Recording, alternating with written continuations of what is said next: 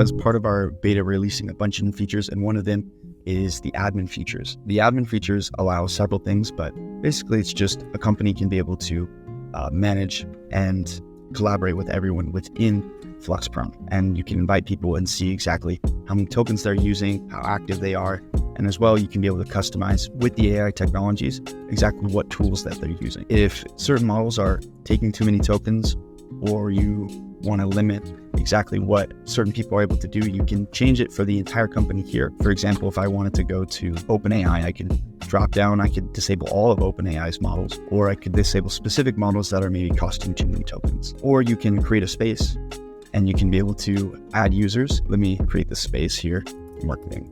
We've created marketing, I can be able to add users. This is my only user that I have in the company right now that I created, and he's in that space. And so I can go back to the AI technologies, and so I could disable it for the entire company, or I could disable certain technologies for this specific space. It's really nice if a lot of people are using certain tokens, or maybe a specific person is using a lot of tokens, that you can be able to just manage and control that within the admin space. On the other person's view, they'll just see that, oh, that this specific technology is disabled and you need to use something else. Really manageable, controllable, so very helpful for certain situations.